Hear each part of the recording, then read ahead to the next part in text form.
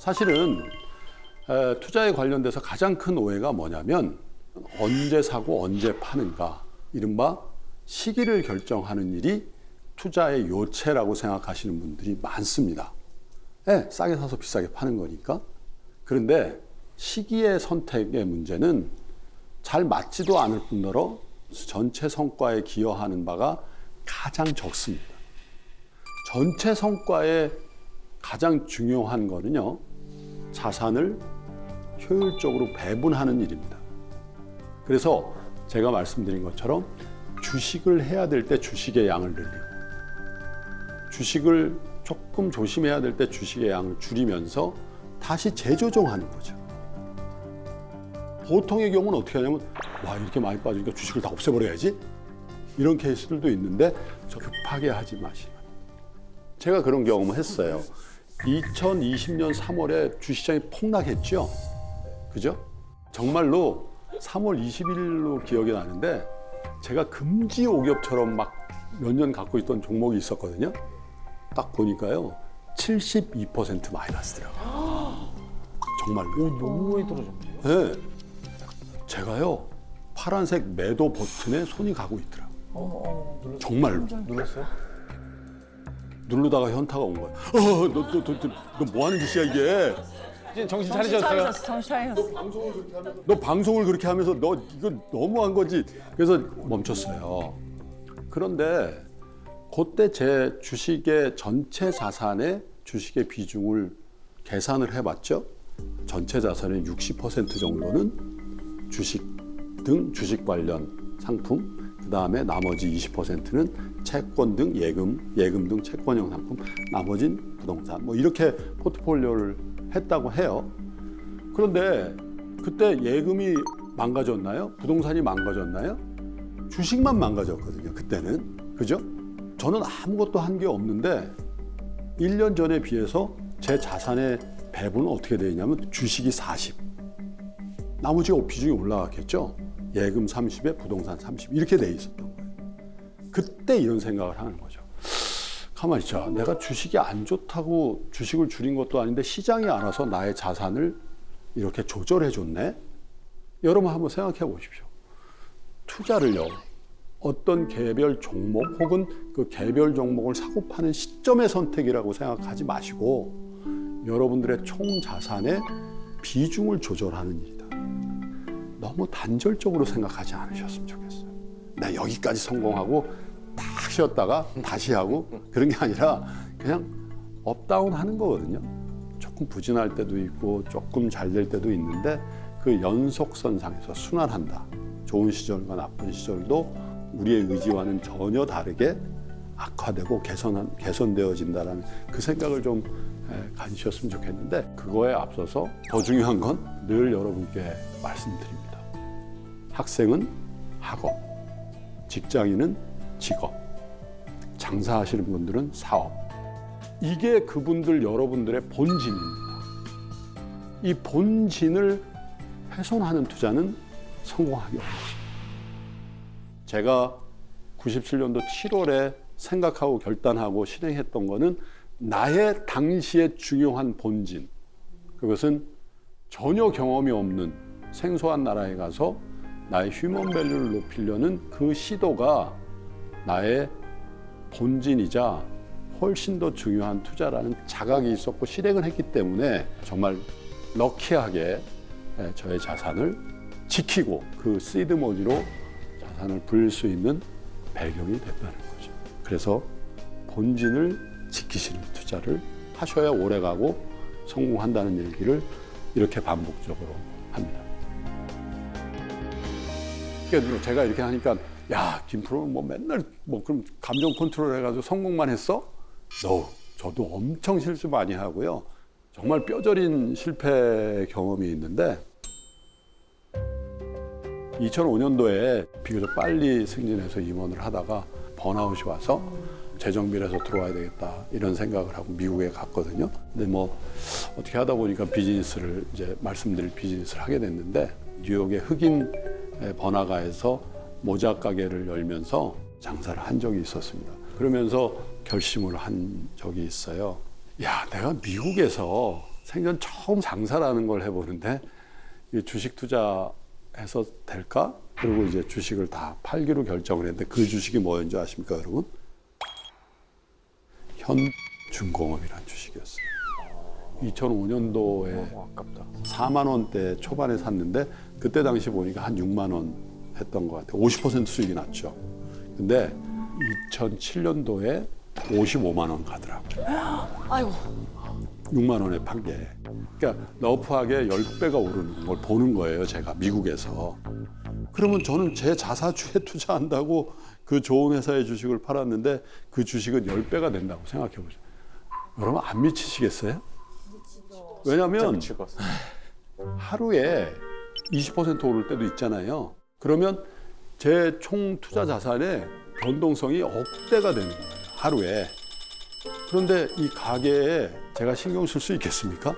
하루에 매출 끼껏해야 2, 3천 불 하는, 그럼 마진은 100불, 200불도 안 되는 그 비즈니스를. 제가 얼마나 제 속으로 바보같이 뭘 이렇게 장사를 한다고 그 주식이나 잘 갖고 있었으면 맨하탄에 아파트를 사도 두세 채는 샀겠다. 그런 생각.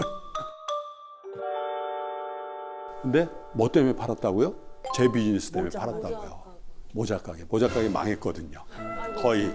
그 다음에 신발 가게로 다시 재기를 했지만 2006년도 1월 달에 모자 가게를 했는데 그게 힙합 가이들이 이제 패션으로 많이 쓰는 모자인데 이제 흑인들이나 히스패닉 청년들은 깔맞춤을 합니다. 그래서 모자를 패션으로 쓰는 거죠. 처음에는 장사 잘 되더라고요. 요즘 용어로 개장빨이라고 그런 것도 있고. 그런데 또 맞은편에 저희 가게보다 더 큰 규모의 모자 가게 또 생긴 거죠. 거기다가 경험이 없으니까 이 오더를 잘못한 거죠. 많은 양이에요. 그래서 저희 웨어하우스의 그 창고에 더 이상 모자를 쌓아둘 데가 없을 정도로 모자가 들어오는 거예요. 그게 다 돈이잖아요. 그래서 창업 6개월 만에 초기 자본금을 다 소진하고 제 개인 어카운트에서 당시에 15만 불을 더 투자해야 되는 그런 상황이었거든요. 그럼에도 불구하고 모자는 안 나가죠. 어떻게 했냐? 어느 여름날 출근해서 저희 매니저한테 당신이 생각할 때 제일 안 팔리는 그 모자 순으로 해서 박스에 담아봐라. 한 박스에 한 다즌 12개씩 들어가거든요. 이렇게 모자를 폭에 넣으면 10박스가 나온 거예요. 120가지. 그 120가지 되는 모자 박스를 비즈니스용 차에 싣고 주로 흑인들이 많이 사는 엘리자베스라는 도시가 있습니다. 거기를 간 거예요. 거기서 이제 모자를 어떻게 팔아보지 하고 이렇게 들어갔는데 첫 번째 딱 상점이 운동화 가게가 있더라고요. 저보다 한 5살 정도 많은 한국 사장님이 카운터에 계시더라고요. 그래서 사장님 여기 신발 파시면서 이렇게 모자를 매치시켜가지고 좀 디스플레이에 팔아보시면 어떻습니까? 얘기했더니 지금 모자를 갖고 오셨어요? 이렇게 물어봐요. 모자 갖고 온 게 있다고 보여달라요.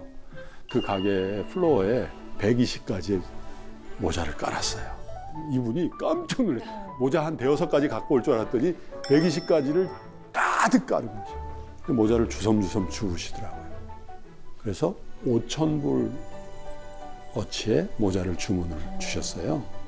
지금도 선명하게 기억나요. 달러의 냄새가 좀 나잖아요. 네. 아주 그 달러의 그 냄새 나는 100불짜리 50장을 주시는 거예요. 와. 사실 500만 원 정도 되는 돈이죠. 그때 환율로는. 근데 저는요, 미국 가기 전에 그 500만 원이라는 돈이 그렇게 큰 돈인지 몰랐어요. 엄청 간절했나 봐요. 엄청나게 간절했나 봐요. 근데 어떤 기적이 있었냐면요. 그 김 사장님이 저에게 이런 모자 좀 더 살 가게 하나 소개해줘요? 이렇게. 그분이. 그래서, 그러면 전 좋죠. 그러면 차 타고 따라오세요. 차를 몰고 따라오라는 거예요. 그래서 이스트 오렌지, 웨스트 오렌지라는 도시가 있거든요. 근데 웨스트 오렌지는 굉장히 부자 동네고 이스트 오렌지는 좀 가난한 동네인데 그 웨스트 오렌지에 있는 흑인 청년이 매니저인 가게를 소개시켜줘요. 왜냐하면 이분도 여기서 신발을 떼다가 파는. 거기 갔어요. 했더니 이 매니저가 모자를 너무 좋아하는 거예요. 근데 모자가 없고 신발은 너무 잘 안 팔리는 그런 상황이었다. 그래서 모자를 좀 사겠냐 그랬더니 돈이 없어서 장사 안 돼서 모자를 살 돈은 없으니까 네가 원하는 신발을 바꿔가라고. 그때 제가 이건 더 좋은 찬스구나. 무조건 팔리는 신발들이 있어요. 미국에는 하얀색으로 되어 있는 왜 에어포스 원 이런 거. 여름에는 이거는 그냥 캐시예요. 왜냐하면 이건 재고가 없어요. 그래서 모든 그 N사의 어카운트를 가지고 있는 그 신발 장사를 하시는 분들은 월에 이 신발을 몇 개를 받느냐가 그 어카운트의 그레이드입니다. 왜냐하면 신발은 재고가 제일 무서운 적인데 재고가 없는 신발이니까. 근데 거기는 백인 동네였기 때문에 그 재고가 많이 있었다.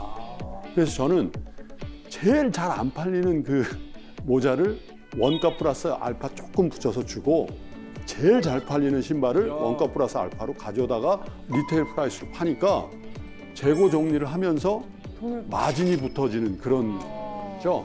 세상적. 그게 저 신발 비즈니스의 첫 번째 케이스였어요. 근데 제가 왜 이 말씀을 드리냐면 그 엘리자베스에 처음 갔던 그 가게를 찾아서 엄청 더운 여름이었는데 그 지도를 들고 그 가게를 갔을 때의 저의 심정, 그 간절함을 마중한 건 뭐였냐면 그 김 사장님의 선이었다는 거죠. 네. 어제 만난 뉴욕이라는 도시의 모자 장수인 저에게 왜 그런 선의를 저에게 베풀어줬을까? 저는 솔직히 이해가 잘 안 되거든요. 근데 그 선의가 없었으면 저는 신발로 재개할 수가 없었을 거예요. 계속 모자 재고 처리를 하면서 스트러글링 했을 거란 말이에요. 그래서 여러분께 꼭 말씀드리고 싶은 거는 여러분 주변에 여러분들을 돕는 손길들이 있습니다. 그런데 그 돕는 손길들이 스쳐 지나가게 하지 마시고요. 그분들의 도움을 받으세요. 받으시고 그걸 플로잉 하십시오. 그러면 그 기운들, 그런 선의들이 여러분들의 하는 일, 학업, 직업, 사업을 여러분들의 기대보다 더 크게, 창대하게 만들 수 있지 않냐, 그런 생각을 합니다. 2006년도 8월 셋째 주 토요일이었던 걸로 기억이 나요. 백투스쿨이라고 하거든요. 미국에서 되게 좋은 리테일 시즌이거든요. 근데 흑인 동네일수록 백투스쿨의 쇼핑 시즌이 더 강해요. 왜냐하면 소셜 베네핏 같은 걸로 이제 받은 할머니들이 손자 손녀를 데리고 와서 가방도 사주고 신발도 사주고 그러거든요. 통상 평일날 3,000불, 주말에 5,000불 정도가 매출이 평균이었어요. 근데 2시쯤 된 것 같아요. 오후 캐시 레지스터를 쓸 때인데 툭 캐시 레지스터가 걸려요. 너무 꽉 차서. 돈이 꽉 차서. 와. 그래서 돈을 빼서 주머니에 넣고 다시 했는데 6시간 한 번도. 대박. 그래서 계산을 해보니까 한 13,000불? 와. 네, 한여름이잖아요. 근데 7시 만에 퇴근해서 이렇게 차를 몰고 가면 이 석양이 져요. 조지 워싱턴 브리지를 넘어가는데 제 평생 그렇게 많은 눈물을 흘렸던 적이 없어요. 저 펑펑 울었던. 그러면서 제가 그때 느꼈던 거는 미국이란 이민사회에서 나의 노력으로 가족을 온전히 부양할 수 있겠네. 그런 안도감, 그런 것들이 버무려지면서 굉장히 많이 울었던 기억이 나는데 그 이후로부터는 정말 사업이 잘 됐습니다. 그리고 그렇게 할 수 있었던 게 굉장히 위험한 지역이거든요. 흑인 상권으로는 최고의 상권이지만 그 얘기는 최고로 위험하다라는 얘기일 수도 있잖아요.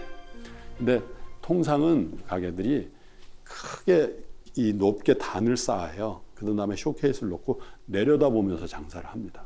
왜냐하면 동양 사람들은 특히 키가 흑인들이나 이런 친구보다 더 작으니까 위험하다는 거죠. 가게를 인수하자마자 그 단을 없앴습니다. 쇼케이스를 내렸어요. 손이 막 들어올 수도 있고 주변에 유태인 친구들이 저보고 너 그럼 죽는다. 근데 제 생각은 그렇게 해야 된다라고 생각했어요. 아이 컨택 해야 되고 커스터머를 그렇게. 처음에는 적을 못 하더라고요. 근데 하이파이브 하고 허그하고 또 마이 프렌드라고 불러주고 이렇게 하면서 그들과 친해지게 됐고요. 저희 가게에서 파킹락까지 한 150m 정도 되는데 겨울밤은 매우 위험해요. 왜냐하면 캐시를 갖고 있고 깜깜한 그 길을 혼자 가야 되는데 비교적 안전감을 느꼈던 게 제이콥, 제 영어 이름이 제이콥이거든요. 길가에 드문드문 앉아서 담배를 피우거나 마리화나를 하는 그 동네 저희 커스터머들이 있잖아요. 제이콥, what's going on? 막 그러면서 저를 아는 척 해주는 거가 저를 보호하는 거예요. 왜? 낮에 가게에 왔을 때 제가 진심을 다해서 그 친구들을 대하고 커스터머가 아니라 친구로 대해준 그것 때문에 손을 흔들어서 요 이렇게 해주는 게 다른 친구들로부터 저를 프로텍트 해줘요. 그래서 단 한 번도 안전을 이렇게 위협받는 일들이 없었던 기억이 납니다. 비즈니스 하는 분들을 위해서 한 가지 더 제 경험을 말씀드리면 중국 사람, 미국 사람 혹은 인도 사람하고도 경쟁해서 이길 자신이 있었어요. 그런데 단 한 민족한테는 안 될 수도 있겠다. 그게 어디냐? 아랍. 이 사람들은요, 재고를 안 남깁니다. 다 팔아버려요. 1불만 남겨도 다 팔아요. 그러니까 가격 파괴를 해요. 그런데 한국 비즈니스, 중국 비즈니스맨들은 재고를 쌓아둬요. 정주 문화예요. 예전에 우리 어렸을 때 부모님들이 마당 쓰려고 그러면 마당을 밖으로 쓰면 뭐라 그러셨어요? 안으로 쓰라고. 하나도 버리지 말라. 집에 어머니들 안 버린다고 너무 나무라지 마시라니까요. 그게 우리 민족의 습성이에요. 정주 문화, 농경 문화이기 때문에 버리면 안 되는 거예요. 다 쓸 때 있다 너. 이런 얘기 하시잖아요. 근데 유목민들은요, 짐이 많으면 죽음이에요. 계속 옮겨 다녀야 되는데 계속 버려야 되는 거죠. 그래서 아랍 유목민 출신 비즈니스맨들하고 농경사의 정주 문화에 익숙한 한국이나 중국 사람하고 경쟁하잖아요. 안 돼요. 여기는 1불만 남겨도 팔아버리고 한국 분들은 야 그거 다 쓸 데 있다 놔둬라. 가보면요 30년 된 그 신발 먼지 쌓인 거 그대로 갖고 있어요. 그것도 다 자산으로 다 기입하고 안 팔리죠. 네. 그래서 아랍 사람 유목민 근처에는 안 가는 게 낫겠다. 네, 그런 기억이 나거든요. 대체로 그분들은 굉장히 슬림하고 가볍게 합니다. 한번 참고하십시오. 여러분들 비즈니스 중에도 상사가 잘 안 되거나 사업이 실패한다? 재고 관리. 그 재고의 큰 범주에는 물건만 들어가 있는 건 아니죠. 사람에 대한 관리를 포함해서 비용에 대한 것들. 그래서 그런 것도 좀 제 경험에는 비즈니스 할 때 도움이 된 것 같습니다. 그래서 참 비즈니스를 열심히 하고 또 뉴욕, 뉴저지를 다 장악하는 신발왕이 돼야지 라는 생각을 했는데 그때 제가 그런 아이디어. 그때 보니까 모 그룹에서 미국에서는 전혀 안 팔리는 신발을 신고 나와가지고 엄청난 인기를 끌었던 적이 있어요. 2006년도죠. 하얀 신발인데 목이 있는 신발 있죠. 하이탑이라고. 기억나세요, 여러분? 네. 근데 미국 아이들은 그 신발 안 신는 신발이었거든요. 모든 하이탑은 다 한국으로 다 실려갔어요. 와. 그래서 정보의 비대칭성이 있구나. 백인 동네, 흑인 동네 그 정보의 비대칭성을 이용해서 귀한 신발을 갖다가 흑인 동네에 가서 유통하면서 부가가치 창출했듯이 그 오래된 그 신발은 신발대로 적절한 가격으로 그걸 다 인수해가지고 한국으로 보내면 되겠다. 그렇게 하면서 구조조정을 하면서 한 5년만 하면 신발왕 되겠다. 그리고 이제 뉴욕으로 왔는데 뉴욕에 도착한 날 전화가 왔어요. 저희 어머니가 매우 위중하시고 6개월 시한부를 받으셔서 그 다음날 한국에 들어왔습니다. 그 자리에서 어머니는 시한부인지 모르는 상태에서 저에게 그렇게 얘기를 하신 거예요. 한국에는 뭐 좋은 직업이 없니? 나 너하고 좀 살고 싶은데 이런 얘기를 하셨어요. 유언 같은 거죠. 그 상황에서 제가 퇴직했던 그 회사에서 마침 굉장히 좋은, 굉장히 고액의 연봉을 주고 하물며 미국에서 비즈니스를 중단하고 팔 때 피해보는 돈까지 보상하고 지금 제가 살고 있는 동네에 아파트까지 구해주는 그 패키지를 저에게 제안을 했습니다.